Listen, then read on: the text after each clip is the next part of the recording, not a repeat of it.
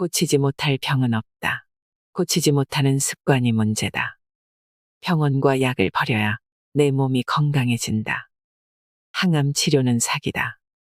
양심이사가 전하는 건강 지침서. 오늘 소개해드릴 책은 의사의 반란입니다. 모든 병에는 반드시 원인이 있습니다. 건강을 위해서는 이것을 당장 끊으셔야 합니다. 약을 끊자.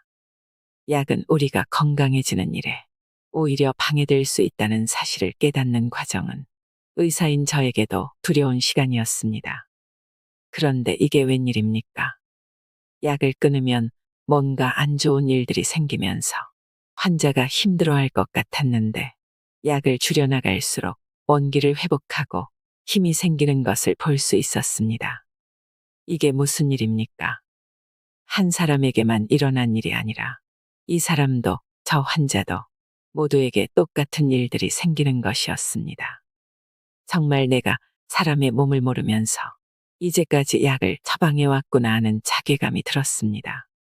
하루의 일정 시간에 좀 더 많은 환자를 보기 위해 환자들로부터 불편한 증상만 듣고 정답이 정해진 답안지처럼 반복적으로 처방해왔던 일들과 고혈압, 당뇨병 같은 병들은 평생 약을 먹어야 한다는 잘못된 신념으로 환자들의 얼굴도 한번 쳐다보지 않고 반복 처방해왔던 일들이 떠올랐습니다. 저는 환자 스스로 생활을 돌아보고 습관을 교정하면서 그 병을 치료하는 결과를 만들어내게 되었습니다. 고혈압 약과 당뇨병 약을 끊고 인슐린을 끊은 환자분들이 여기저기에서 불치병과 난치병으로 고생하고 있는 환자들을 모셔왔습니다. 온갖 질병을 앓는 환자들이 가진 공통점은 살기 위해 먹고 있는 약물이 오히려 질병으로부터 우리 몸이 회복되는 것을 막고 있었다는 것이었습니다. 증상이 심해지면 다들 큰 병원으로 가서 좀 더 정확한 값비싼 검사를 받고 진단명을 받아 들게 되면 그때부터 본격적인 약물 투여가 시작됩니다. 진짜 질병의 원인이 무엇인지도 모른 채 말입니다. 우리가 살기 위해 꼭 필요한 약이 있을까요? 저는 단 한 가지도 없다고 자신 있게 말씀드립니다. 우리 몸은 스스로 증상을 일으키고 스스로 치유하는 능력이 있다는 것을 믿고 따르는 것이 선행될 때 단 한 알의 약이라도 체내에 들어오는 것을 거부하게 될 것이고 그래야 건강해집니다. 몸에 불편한 증상이 생겨 병원에 가면 이런저런 약을 처방해주면서 꼭 챙겨 먹어야 한다는 소리를 합니다. 더 나아가 약을 안 먹으면 큰 문제가 생길 수 있다는 설명도 따라 붙습니다. 결국 몸이 나빠질 수 있다는 불안감이 증폭되면서 자신도 모르게 환자가 되고 마는 것입니다. 꼭 먹어야 살 수 있는 약은 없습니다. 따라서 불편한 증상에 대해 약을 선택하기보다는 체력을 늘리려고 노력하는 것이 훨씬 바람직한 선택일 것입니다. 불치병은 없습니다. 불치의 습관이 있을 뿐입니다.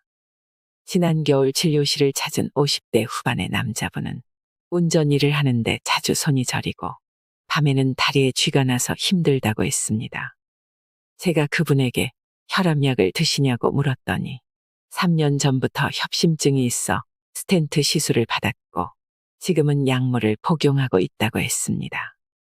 진료실에 찾아와서 손발 저림을 호소하는 사람 중에 많은 분들이 오랫동안 혈압약을 먹고 있다는 사실을 알고 있었기에 이런 증상이 있는 분들에게는 꼭 물어보는 질문입니다.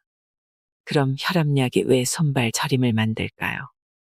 우리 몸에서 손발을 움직인다는 것은 그곳까지 혈액이 가야 가능한 일입니다. 추운 곳에 갔을 때 손가락이 굳어버리는 이유는 손이 차가워지면서 일시적으로 혈액이 없기 때문이죠. 이처럼 우리가 일상생활을 하면서 손발을 움직여야 하는데 혈압약은 혈관의 움직임을 방해하게 됩니다. 그러니 혈압이 떨어져도 상대적으로 손끝 발끝으로 혈액이 잘 가지 않게 됩니다. 그때 우리 몸은 혈관을 확장시키려고 노력합니다. 그래야 움직일 수 있기 때문이죠. 그런데 이런 노력을 하게 되면 곧바로 불편한 증상이 나타납니다. 혈관을 확장할 때 저린 증상이 생기는 것입니다. 다시 생각해보면 우리 몸에서 신호를 보내는 것이라 할 수 있습니다. 그래서 이분에게도 이런 설명을 해준 뒤 혈관이 막히는 동맥경화를 막을 수 있다면 혈압약을 비롯한 심장약도 끊을 수 있고 그래야만 증상이 사라질 것이라고 말씀드렸습니다. 그와 더불어 이분의 직업상 운전을 오래 해야 하는데 어차피 식사는 해야 하니 아침은 집에서 드시고 현미밥을 도시락으로 싸가지고 나갈 것을 조언하면서 운전 중에 소금을 자주 드시게 했습니다. 그런 다음 지속적으로 혈액 검사를 하면서 추적 조사를 했을 때 너무나도 성실히 잘 따라준 결과 몰라보게 몸이 회복되었습니다. 이분에게서 나타난 저린 증상 외에 혈압약은 더 큰 문제가 있습니다. 일상생활을 유지하기 위해서는 머리에 충분한 혈액이 공급되어야 하는데 혈압약을 먹음으로써 두뇌의 혈류가 감소하게 됩니다. 그러다 보면 뇌 조직이 손상될 수 있는데 이때 생기는 것이 바로 치매입니다.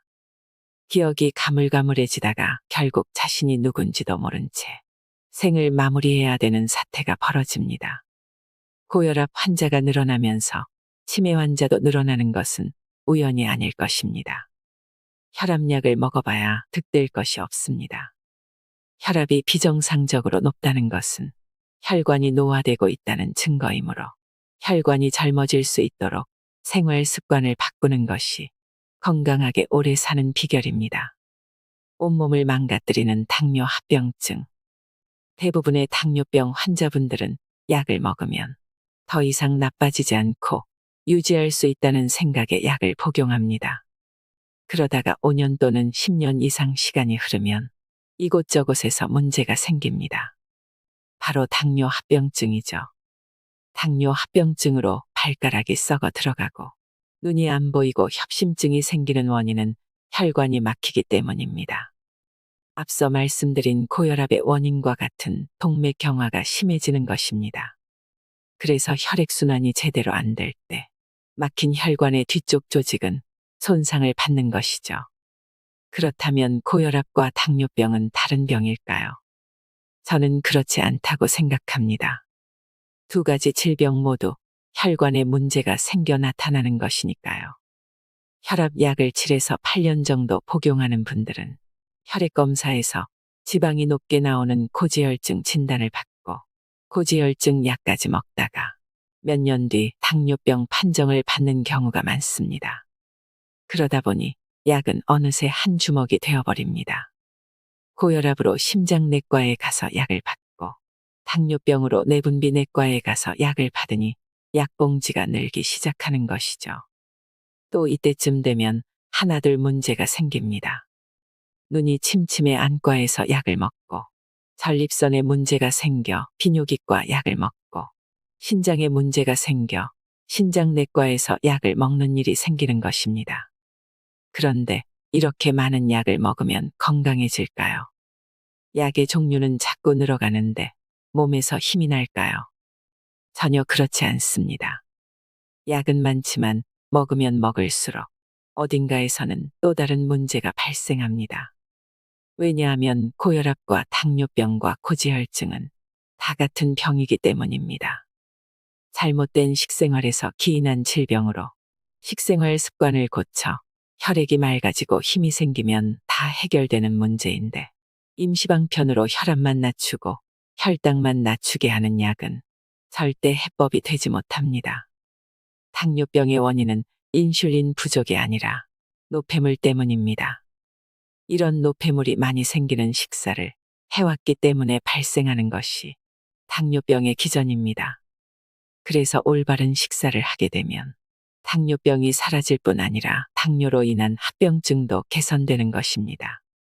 그럼에도 수많은 당뇨 환자들이 약으로 인슐린으로 혈당만 조절하려 애를 쓰고 있습니다. 혈당은 안정되고 떨어져 있을지 몰라도 당뇨 합병증이 진행되는 이유는 이런 노폐물들로 인해 혈관이 막히고 세포가 노화되면서 생기기 때문입니다.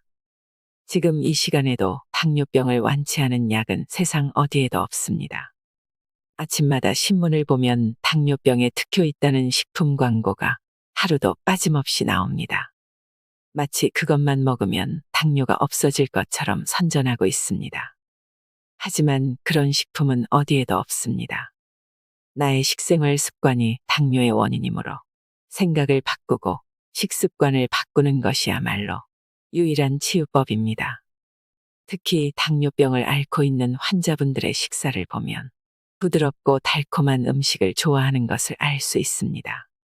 부드러운 음식은 잘 씹지 않는다는 증거이고 단 것을 좋아한다는 것은 그만큼 잘 안 씹기 때문에 소화를 못 시켜 힘이 없으니 혈당을 빨리 높이는 음식을 선호한다는 것을 보여줍니다. 그런 이유로 거친 현미밥과 채소 반찬 위주의 식단을 제시하고 소금을 자주 먹게 하고 있습니다.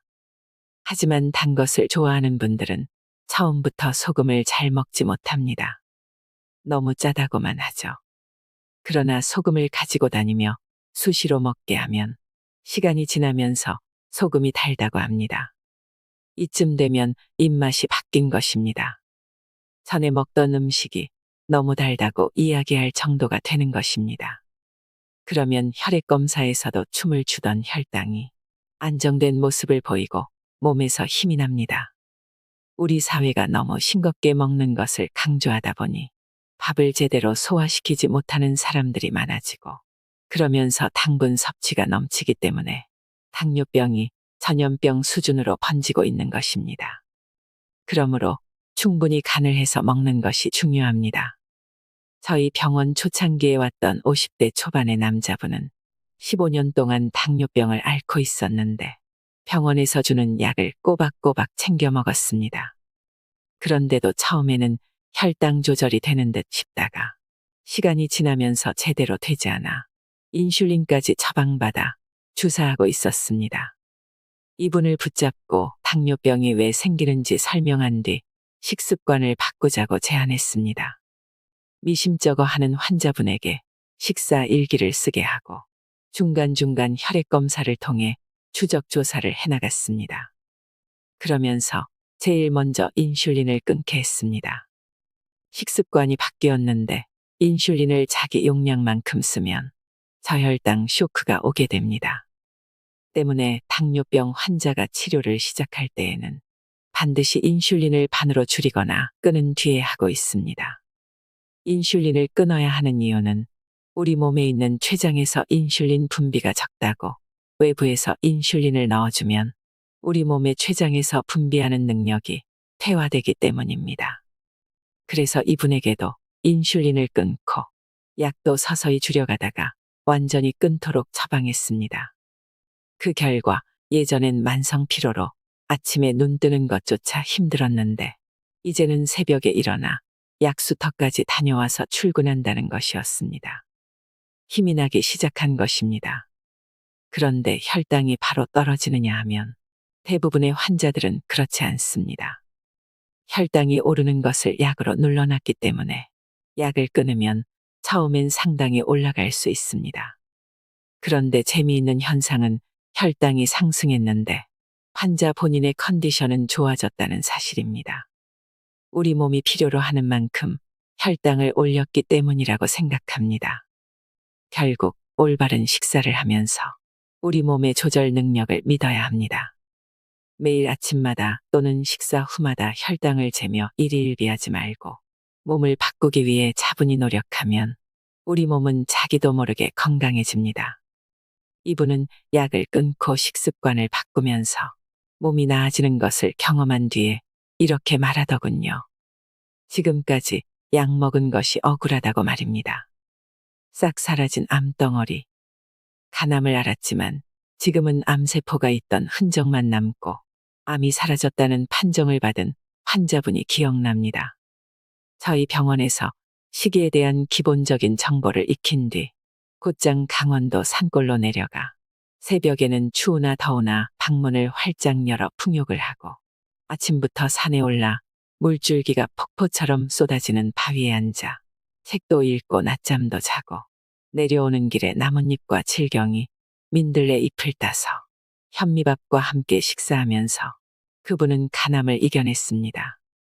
복수가 차서 만삭의 임신부보다 더 배가 나왔다며 발끝이 보이지 않는다고 말씀하실 만큼 위급해 보이던 분이었지만 몸에서 필요한 것들을 조금씩 맞추어 주면서 우리 몸이 치유해 가도록 한 용기 있는 분이었습니다. 그 비결 중에 시골의 맑은 공기도 한몫했을 것이라는 점은 의심할 여지가 없습니다. 암은 병이 아닙니다. 저희 병원에 암 때문에 오는 분들을 살펴보면 대부분 살아가는데 필요한 에너지를 만들어내는데 실패했음을 알 수 있습니다. 세포가 정상적으로 분열하려면 충분한 에너지가 필요한데 혈액 검사를 해보면 대부분 그렇지 못합니다. 즉 밥을 먹기는 했지만 제대로 소화시키지 못해 혈액 속에 충분한 힘이 없고 균형이 깨진 것을 볼 수 있습니다. 이런 결과가 나오는 것은 평소의 식습관을 포함한 생활 습관에 있습니다. 그렇다면 암의 원인은 분명해집니다. 암 또한 생활 습관에 의해 생기는 것일 뿐입니다. 암이 없어진 사람들은 하나같이 여러모로 과거와 다른 삶을 살기 시작한 분들입니다. 심지어 암센터에서 근무하던 한 의사는 암이 생긴 것을 발견했을 때 현대의학의 대표적 치료 방법인 수술과 항암제와 방사선 치료를 택하지 않고 식습관과 생활 습관을 바꾸었더니 암이 사라졌다고 인터뷰하기도 합니다. 그러면 지금도 대형 병원에서 하고 있는 수술과 항암제와 방사선 치료는 무엇일까요? 암의 원인을 제대로 인식하지 못하고 있으니 암이 발견된 사람들에게 암이 당신을 죽일 것이라고만 말합니다. 그리고 수술과 독한 약들과 방사선을 이용한 치료를 권하고 있는 것이 현실입니다. 이 같은 암의 3대 치료법은 모두 혈관을 망가뜨려 암세포에 혈액이 가지 못하게 하는 치료입니다. 현대의학은 암세포를 굶겨 죽일 수 있다고 믿기 때문입니다. 그것은 분명 잘못된 인식입니다. 암은 혈액순환이 안 되는 상황에서 몸이 살기 위해 생기는 것이므로 에너지가 넘치는 혈액이 잘 돌게 하면 없어질 수 있습니다. 오히려 혈액순환을 안 되게 하는 치료가 여러 곳의 독종 세포를 더 키워내는 역할을 하고 암 때문이 아니라 암 치료의 부작용으로 생명을 잃는 일이 비일비재하게 벌어지는 것입니다. 그런 의미에서 저는 나이 들어 혈액순환 기능이 떨어져서 발생한 암은 자연사의 한 부분으로 받아들여야 한다고 생각합니다. 지금의 사망 순위를 보면 자연사라는 항목은 없습니다. 사람은 누구나 자연적으로 죽음을 맞는데도 말입니다. 70에서 80대의 암을 발견한 경우 안타깝지만 회복이 어려운 게 사실입니다. 암이 생겼다고 해서 신체 조직을 잘라내고 항암제를 투여받아 몸을 망가뜨리면 가족과 단란한 시간을 보내는 시간이 오히려 짧아지고 고통스러운 죽음을 맞게 됩니다. 정작 이런 과정을 통해 환자가 다시 회복할 가능성은 아주 희박하다는 것을 모두 알고 있으면서 말입니다. 그런데도 대형 병원에서 이런 치료를 하는 것은 환자보다 병원을 위한 것이라고 저는 생각합니다. 특히나 고령자에게 항암 치료는 사기다라는 말에 동의하는 바입니다. 그런데 최근 이런 암이 젊은 사람들에게서도 많이 발견되고 있습니다. 나이 들어 노화가 진행되면서 생기는 암이 40에서 50대는 물론 20에서 30대에서도 늘어나고 있습니다. 그리고 젊은 나이에 암 치료를 받다가 세상을 등지는 일들도 많습니다. 이는 현대의학이 행하는 치료가 뭔가 잘못되었다는 방증일 것입니다. 병원에서 권하는 대로 수술한 뒤 수십 회의 항암제를 투여받고 방사선 치료까지 받지만 또다시 재발하는 암세포로 인해 좌절하는 환자들이 셀 수 없을 만큼 늘어나고 있습니다. 유명한 연예인도 성공한 기업가들도 암 치료를 받다 죽는 경우가 많다는 사실은 아무리 돈이 많아도 지금의 치료 기술로는 죽음을 늦추기 어렵다는 이야기겠죠. 이렇게 된 원인은 암이 생기는 이유를 정확히 모르는 상태에서 암을 적이라고 여기고 싸우려 하기 때문입니다. 암이 생기는 이유는 분명 나를 살리려는 몸의 반응이므로 암을 없애려고 암세포를 공격하는 것은 자기 자신을 공격하는 것과 같습니다. 그 때문에 생명을 잃는 것입니다. 절대 암과 싸우려 하지 마십시오. 내 몸에서 생긴 것이 나를 죽이려 하는 게 절대 아니기 때문입니다. 젊은 사람들은 대부분 건강검진을 받다가 암을 발견합니다. 암세포는 특별히 심한 증상을 만들지 않기 때문에 다른 증상에 대한 검사를 받다가 암을 발견하는 것보다 건강검진을 하다가 발견하는 경우가 많아지고 있습니다. 다른 증상으로 인해 암을 발견하는 경우는 대부분 소화가 잘 안 되어 병원에 갔다가 내시경으로 발견하거나 기침을 많이 해서 병원에 갔다가 방사선 촬영을 하며 발견되는 정도입니다. 대다수는 조기 검진을 하다가 발견되곤 합니다. 특히 갑상선암이 최근 발생률 1위로 올라서고 있는데 여기에 일조하는 것이 건강검진입니다. 그런데 이렇게 암세포가 발견되었을 때 적극적으로 암을 제거하기 위해 암이 있는 부위를 잘라내는 수술을 하고 항암제를 투여하는데 이런 조기 발견으로 조기 치료를 하게 되면 조기 사망하는 경우가 많아집니다. 세포가 활성화되는 것을 막아주는 세포독으로 개발된 항암제는 정상적이고 건강한 사람이 투여받아도 생명을 잃을 정도입니다. 그런데 체력이 고갈되어 암까지 생긴 사람들에게 투여하면 어찌 되겠습니까? 암으로 죽는 것이 아니라 암 치료제가 사람을 죽일 수 있습니다. 그래서 조기 검진으로 조기 치료하여 건강해질 수 있다는 생각을 바꾸고 평소 건강에 관심을 기울이며 노력해야 합니다. 특히 젊은 사람들이 조기 치료를 하면 암이 있는 나이 드신 분들보다 더 빨리 죽는 일이 생기기도 합니다.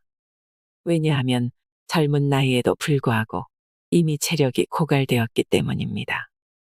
평소 생활 습관이 좋지 않았던 사람들에게 강한 스트레스가 오면 우리 몸 한쪽에서는 혈액 공급이 되지 않아 일시적으로 암이 발생할 수 있는데 이때 독한 치료는 생명을 빨리 단축시킬 수 있습니다.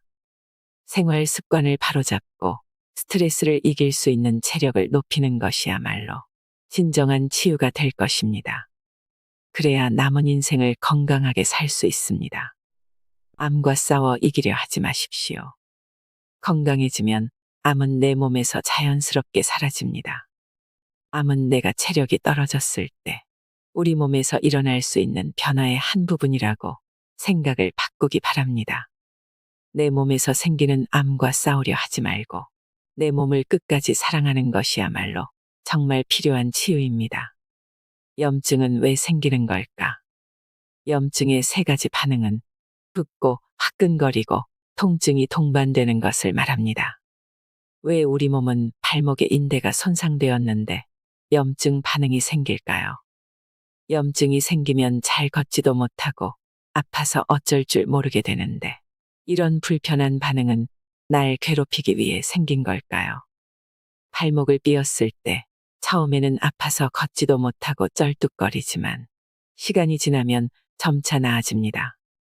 즉, 염증 반응을 통해 우리 몸에 손상된 부위가 회복된다고 볼 수 있습니다. 또 염증이 생겼을 때는 그 부위가 부어오릅니다.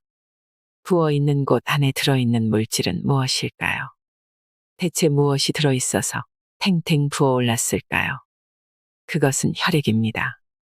우리 몸은 세포로 구성되어 있는데 손상된 세포를 버리고 새로운 세포를 만들어내는 세포 분열이라는 과정을 통해 매일매일 회복됩니다. 이때 필요한 에너지를 전달하는 것이 혈액이고 혈액이 모이면 붓고 화끈거리게 되는 것이죠. 이때 통증을 동반하는데 바로 여기서 통증이 혈액순환과 관련 있다는 사실을 알 수 있습니다. 당뇨 환자들에게 생기는 합병증 가운데 발가락 끝이 썩어가는 경우가 있습니다. 심한 경우 발가락을 절단하고 그것도 모자라 발목까지 잘라내기도 하는데 왜 이런 일이 생길까요? 당뇨 합병증은 혈관이 막혀서 생깁니다. 즉, 혈액이 발끝까지 가지 못해서 감각이 없어지고 상처가 나도 통증이 없는 상태가 되어 썩어버리는 것입니다.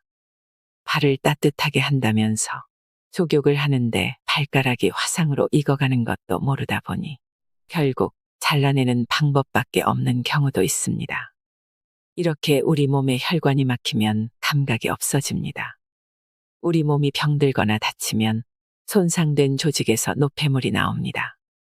염증 반응은 이런 노폐물을 제거하고 정상적인 조직을 재생하기 위해 혈류를 증가시키려는 노력이라고 할 수 있습니다. 이때 생기는 불편한 증상이 통증을 동반한 염증 반응인 것을 꼭 기억해야 합니다. 소염진 통제는 염증 반응을 악화시킨다. 우리 몸의 곳곳에서 염증 반응이 생길 수 있습니다. 다시 말하면 외적 충격에 의해 손상을 입었을 때뿐만 아니라 내적으로도 손상이 생길 수 있는데 이를 회복하기 위해 우리 몸은 염증 반응을 일으키는 것입니다. 즉, 염증은 손상된 조직을 회복하기 위해 필요로 하는 에너지를 공급받으려고 혈류를 늘리는 반응입니다. 분명 우리 몸에 꼭 필요하고 살기 위해 거쳐야 하는 과정임에도 불구하고 염증이 생기면 불편한 증상 때문에 대부분 약부터 찾게 됩니다. 약국에서 병원에서 처방받아 먹는 약들은 어떤 기전으로 염증 반응을 완화시킬까요? 흔히 두통이나 생리통 같은 경우에도 매스미디어를 통해 광고되고 약국이나 편의점에서도 쉽게 사 먹을 수 있습니다.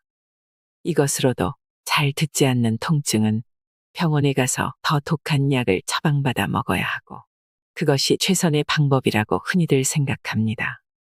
하지만 이때 복용하는 약들은 대부분 신경안정제나 스테로이드 계통의 약들, 심지어는 면역 억제제와 같은 약도 있습니다. 이런 약들은 어떤 기전으로 우리 몸의 통증과 염증 반응을 줄여주는 것일까요? 바로 앞서 말씀드린 혈관이 확장되어 혈류를 증가시키려는 반응을 억제하는 기전입니다. 혈관을 수축하게 함으로써 통증을 줄이는 약들입니다. 이런 약들은 증상을 억누르기만 할 뿐 우리 몸을 회복시키지는 않습니다. 회복되지 못한 상태로 남아있다가 약 기운이 떨어지면 다시 혈류를 증가시키려 하고 그러면 다시 통증이 생기고 그 때문에 한 알 먹었던 진통제가 시간이 흐르면서 두 알이 되고 네 알이 되는 것입니다. 또 네 알의 약이 통증을 완전히 없애주고 재발하지 않게 해주면 좋겠는데 실상은 그렇게 약을 먹어도 또다시 생기는 통증으로 괴로워하는 사람들이 많은 것을 볼 수 있습니다. 게다가 증상을 억누르기 위해 복용하는 약들은 우리 몸의 해독 기관을 통해 배출되어야 하는데 간과 콩팥을 통해 분해되고 배설되는 것들이 많습니다. 염증을 억누르려고 먹는 약들 때문에 간이 손상되고 콩팥이 망가지는 경우는 바로 이런 경로를 통해 생기는 것입니다. 저희 병원에 오는 분들은 대부분 많은 약을 복용하고 있습니다. 그런데 이분들에게 복용하는 약이 어떤 약이고 부작용이 무엇인지 아느냐고 물었을 때 제대로 대답하는 분은 한 사람도 없었습니다. 아니, 5년, 10년, 20년 드시던 약이 무엇인지 궁금하지도 않았느냐고 되묻고 나서 요즘 같은 시대에는 약 이름을 인터넷에서 검색만 해봐도 어떤 약인지 자세히 나와 있는데 한 번도 찾아볼 생각을 하지 않았느냐고 물어봅니다. 그러면 대부분 큰 병원에서 권위 있는 의사분에게 처방받은 약이어서 몸에 도움이 될 것으로 믿었다고 합니다. 또 병원은 병을 치료해주는 곳이므로 그런 부분에 대해서는 한 번도 의심해보지 않았다고 대답합니다. 그것은 한 알, 두 알로 시작했던 약이 시간이 지나면서 왜 자꾸 늘어만 가는지에 대한 생각을 전혀 안 해보았다는 이야기입니다. 처음에는 내 몸의 증상을 없애주어 병이 나은 것처럼 느끼게 해주지만 시간이 갈수록 우리 몸은 약 때문에 점차 손상되어 전에 없던 증상으로 점차 약의 종류가 늘어가는 것입니다.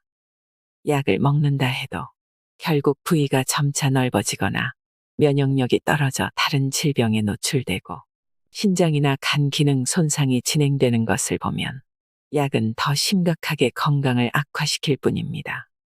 우리 몸의 염증 반응이 왜 일어나는지에 대한 생각 없이 빨리 증상을 없애주는 것이 최선이라고 생각했지만 분명 그것은 잘못된 처방입니다.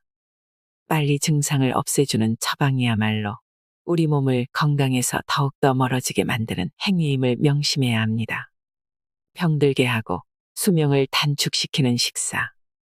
첫 번째는 과도한 동물성 식사입니다. 성장이 빨라지는 아이들이 늘어나고 있습니다. 문제는 아이들의 키는 커지고 있지만 몸은 건강하지 못하다는 것입니다.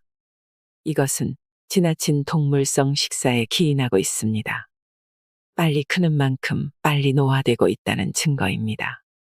류머티즘 관절염을 앓고 있는 여학생은 여태껏 하루에 1리터의 우유를 물처럼 마셨다고 합니다.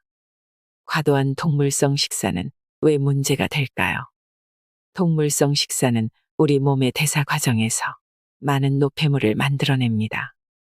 현재 전 국민의 10% 이상인 약 500만 명이 당뇨병으로 추정된다는 기사가 발표되었습니다.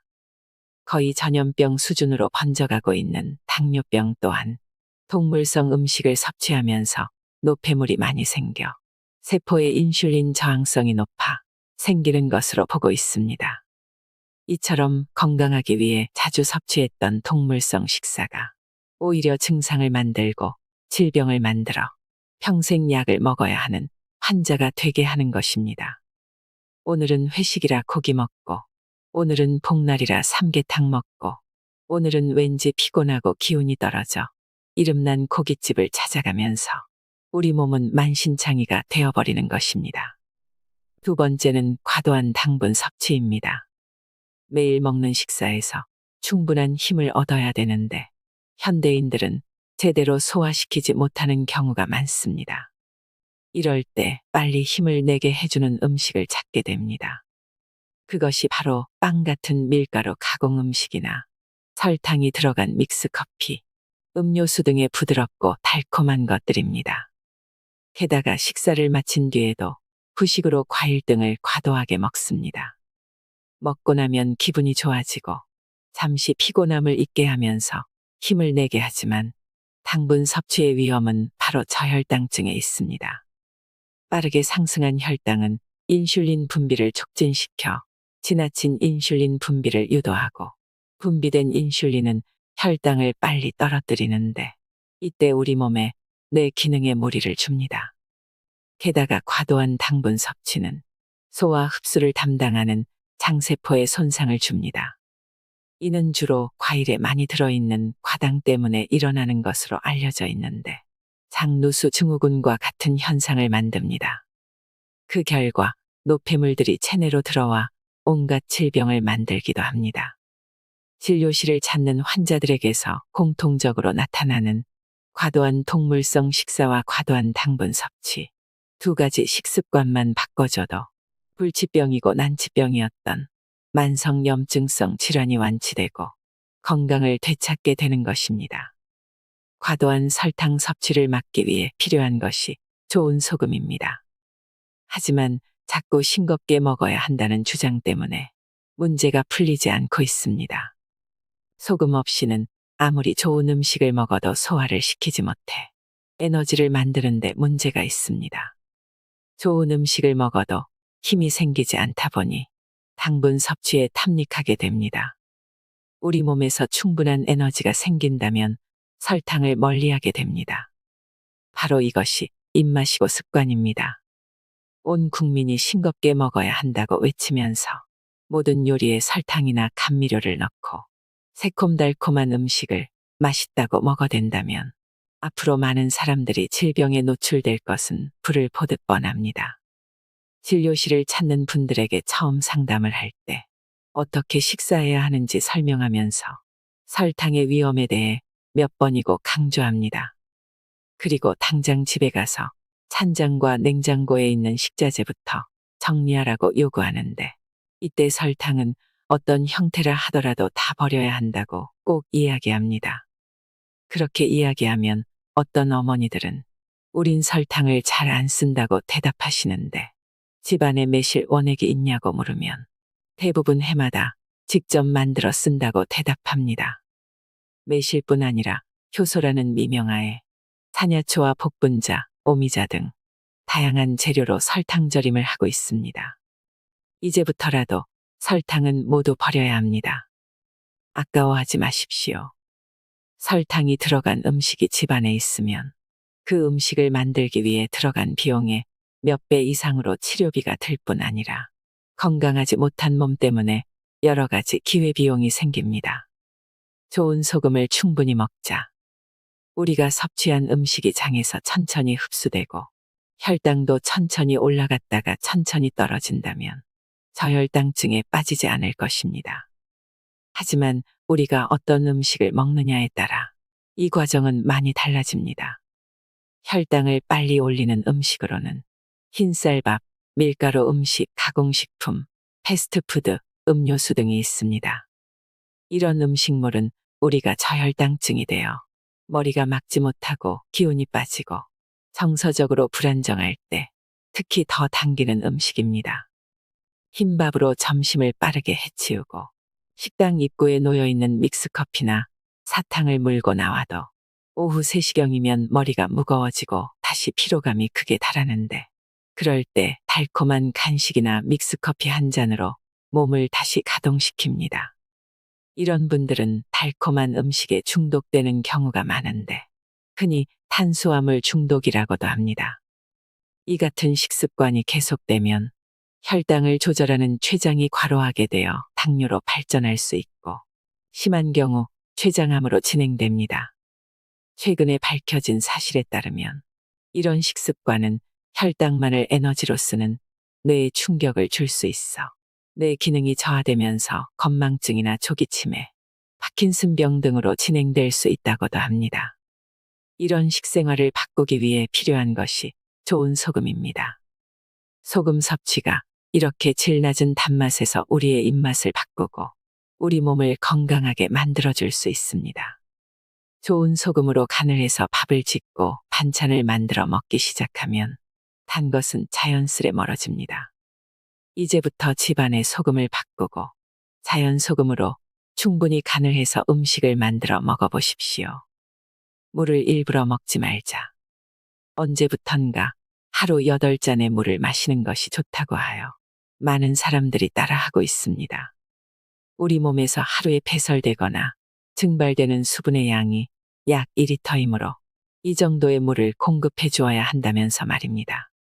그런데 이렇게 수시로 물을 먹다 보면 여러 증상이 생깁니다. 첫째는 소화 기능의 약화입니다. 식사 전후에 물을 많이 마시면 소화액의 희석 현상으로 소화가 어려워집니다. 식사를 할 때에도 물이 많은 음식을 먹으면 입에서는 잘 넘어가고 금방 배가 부르지만 제대로 씹지 못했기 때문에 소화에 어려움을 겪고 금방 배가 고파옵니다.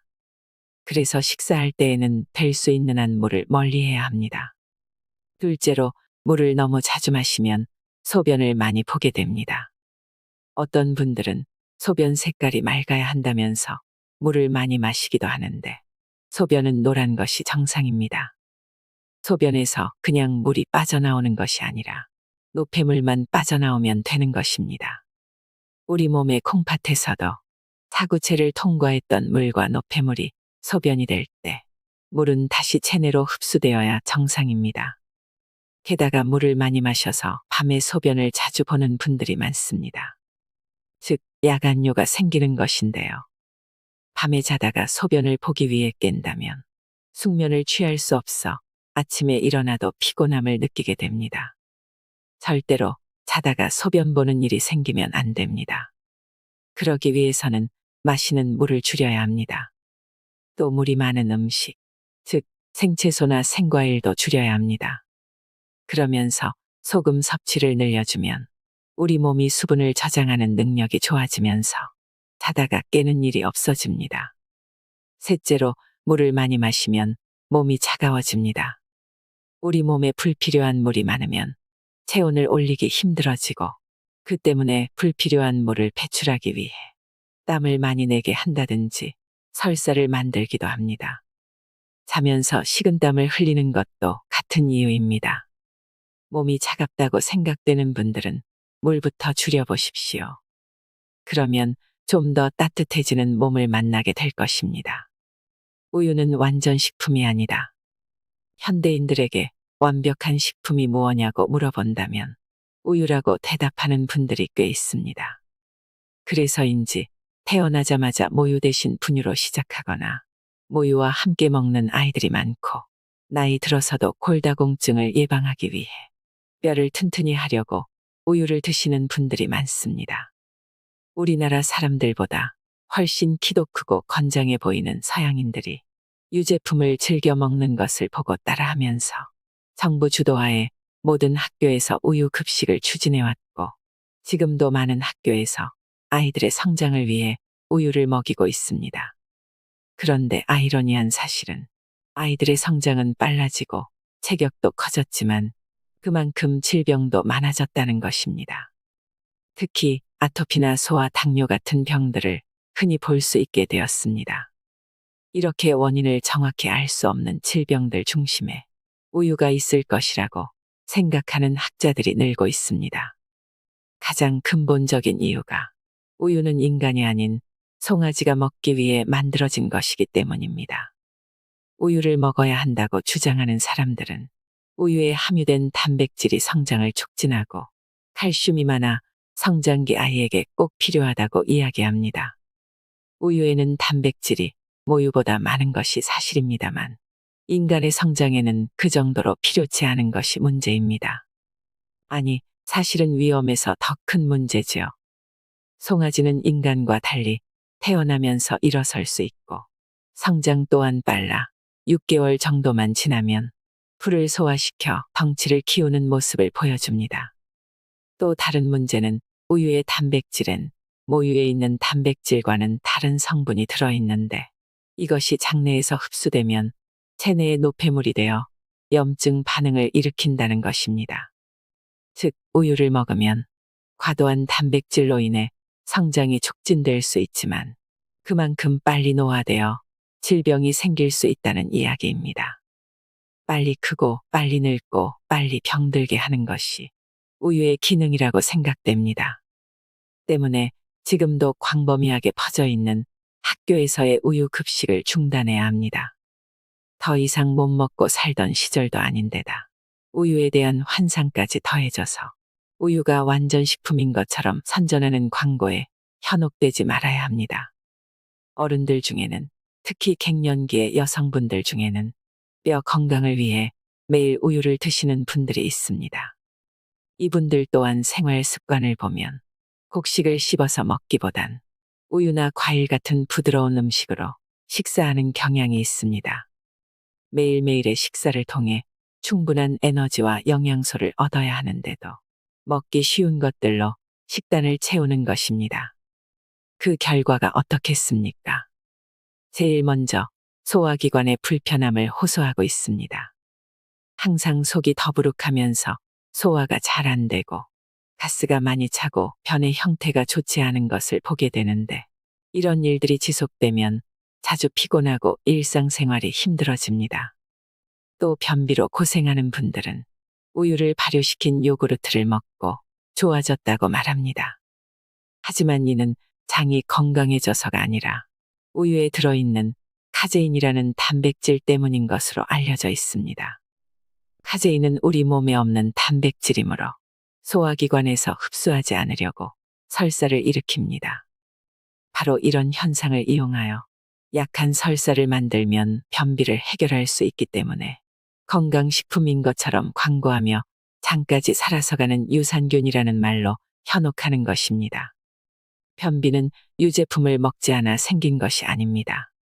잘못된 식생활을 했기 때문에 장운동이 저하되고 아랫배가 차가워진 것이 원인이므로 전반적인 식생활을 점검해야 합니다.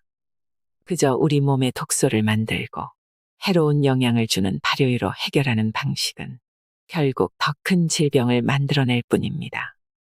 더 나아가 우유를 만들어내는 과정에도 많은 환경적인 문제가 발생하고 불필요한 호르몬과 간접적인 항생제 섭취를 하게 된다는 것은 널리 알려진 사실입니다.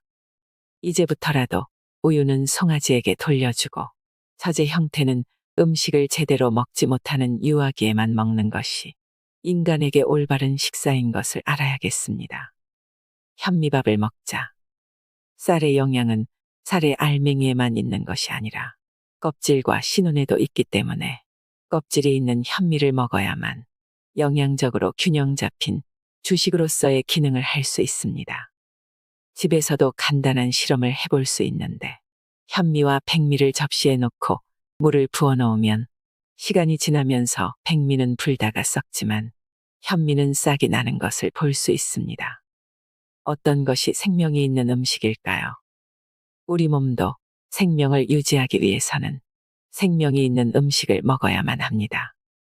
그럼에도 현대인들은 먹기 불편하다는 이유로 껍질을 벗겨낸 흰쌀을 먹는데 이처럼 흰쌀을 주식으로 하니 전체적인 영양이 불충분해지고 힘이 없으니 힘을 내야 한다며 고기 반찬과 온갖 반찬을 차려놓고 식사를 하게 된 것입니다. 또 달콤하고 맛있는 간식과 비타민, 미네랄, 오메가3 등의 건강기능 식품도 필요하게 된 것입니다. 그러나 이런 식사를 통해 우리 몸이 건강해진다는 것은 환상일 뿐입니다. 현대의 영양학은 먹거리에 들어있는 성분을 분석하여 이것저것 먹자고 주장하면서 골고루 먹는 것이 좋다고 외치지만 그 결과가 어떻습니까? 시간이 갈수록 만성질환 환자들이 늘어가고 수많은 종류의 약을 먹으면서 하루를 시작하는 사람들이 늘어가고 있습니다. 이렇게 바뀐 가장 큰 이유는 매일 먹는 밥에 대한 우리의 생각이 잘못되어 있기 때문입니다. 많은 사람들이 다양한 음식을 골고루 먹어야 한다고 생각하여 반찬의 양과 종류를 늘리고 밥의 양은 줄이고 있습니다. 하지만 우리 몸의 소화기관은 한 번에 한두 가지 음식이 들어올 때 가장 소화력이 높습니다. 뷔페에 가서 화려하게 차려진 식탁을 둘러가며 이것저것 식사할 때는 행복한 느낌이 들지만 식사를 마치고 나면 소화가 안 되고 피곤하며 속이 불편한 경험을 해보았을 것입니다. 소화력이 높아지면 힘이 생기고 마음도 편안해집니다. 이를 위해서는 소박한 식단으로 우리 몸의 가장 균형을 이루는 완전한 먹거리를 제공해야 하는데 이것이 바로 현미밥 위주의 식단입니다. 현미에는 우리 몸의 주 에너지원이 되는 탄수화물을 비롯해 단백질, 비타민, 미네랄이 들어있고 장운동과 해독에 중요한 역할을 하는 식이섬유가 많아 가장 완벽한 주식이라고 할 수 있습니다. 현미는 그 자체만 완전히 소화할 수 있으면 다른 음식이 필요 없을 정도로 완벽한 주식입니다. 그러므로 현미의 영양을 최대한 높일 수 있도록 꼭꼭 씹어서 천천히 식사하는 것이 중요합니다. 가끔 환자분들에게 우리의 주식이 무엇이냐고 묻습니다. 그러면 한결같이 밥이조라고 대답합니다. 하지만 현대인들의 식탁을 보면 주식이 자기 자리를 잃고 있는 모습을 보게 됩니다. 이런 상황이 지속되다 보면 몸은 균형을 잃을 수밖에 없습니다. 하지만 아무리 영양가 있고 좋은 먹거리도 같은 음식만 몇 끼니 먹으라고 하면 지루하고 식상해질 수 있습니다.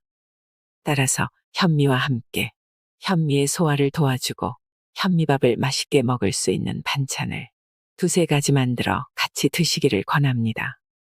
병원을 찾는 분들은 현미가 차지해야 하는 주식의 자리를 다른 것으로 대체한 분들이 대부분입니다. 백미를 비롯하여 떡과 밀가루 음식, 고기나 과일, 생채소 한 접시, 고구마나 가공식품 등이 매일매일의 주식 자리를 대신한 식사가 되고 있습니다. 모든 만성질환의 치유에 있어 첫 출발은 영양적으로 완벽하고 우리 몸에 필수적인 현미를 주식으로 삼아야 한다는 데에서부터 시작됩니다. 건강하려면 병원과 약을 버려라. 병원과 약을 버려야 내 몸이 산다. 의사의 반란책의 저자인 신우섭 원장은 의학은 소수의 사람만 독점하는 지식이 아니라 누구나 자신이 건강하게 살 수 있는 방법을 배우고 익히는 과정이어야 한다고 합니다. 또한 그는 몸이 조금만 아파도 병원과 약에 의존하는 우리들에게 고치지 못할 병은 없다. 다만 고치지 못하는 습관이 있을 뿐이다라고 강조하고 있습니다. 신우섭 원장의 약을 먹지 않고 병을 고치는 특급 처방전이 어떠셨나요? 스스로 치유의 주체가 되면 건강하게 오래 사실 수 있을 것입니다. 고치지 못할 병은 없다. 다만 고치지 못하는 습관이 있을 뿐이다. 이 말을 잘 기억하셔서 건강한 삶을 누리시길 바랍니다. 이상으로 인생의 품격이었습니다. 하루하루 당신의 품격이 더 빛나길 바랍니다.